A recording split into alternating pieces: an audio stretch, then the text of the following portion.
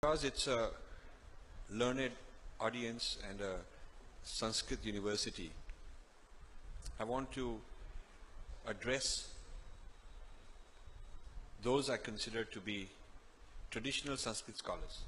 That's the group I'm here for, and I humbly seek collaboration with this group.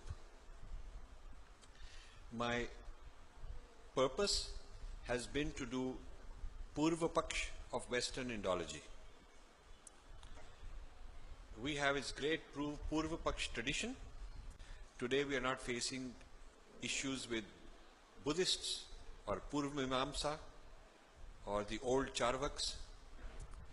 So while it's important to learn the Purva Paksh that was done in those days, the point is the real application of the technique has to be done in today's context.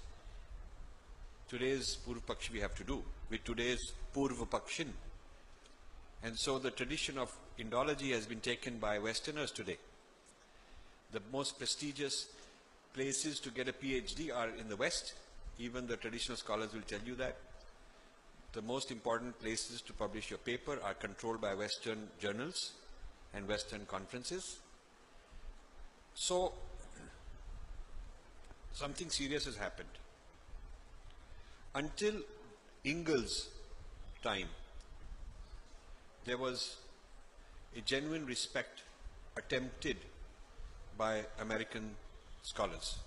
We had European problems, European Orientalists, but the Americans were not in large scale following that. The Americans were trying to, because of the influence of people like Ingalls, they were trying to see things from the insider point of view. By insider, I mean the person who's a practitioner of a Vedic tradition, who has Shraddha, who has sadhana, who thinks that it is his Swadharma. And outsiders are people who don't see it this way. They study it as a language of those people, a dead culture, dead language of the past, looking for what's wrong in it, what's abusive, human rights problems, looking for a Marxist leftist perspective to see how it is the language of a caste, looking for divisiveness, portraying it as part of politics of oppression, and so on. So there is the insider view, which I think is represented by scholars in places like this, and then there is the outsider view. Both are okay. We have a tradition of debate. So we are not into banning, blaming, accusing, abusing. We respect opponents. But the control of the tradition, its discourse, has shifted too much into the hands of the outsiders. That balance has been lost. In contrast with this, the dominant China studies is done by Confucian institutes controlled by China.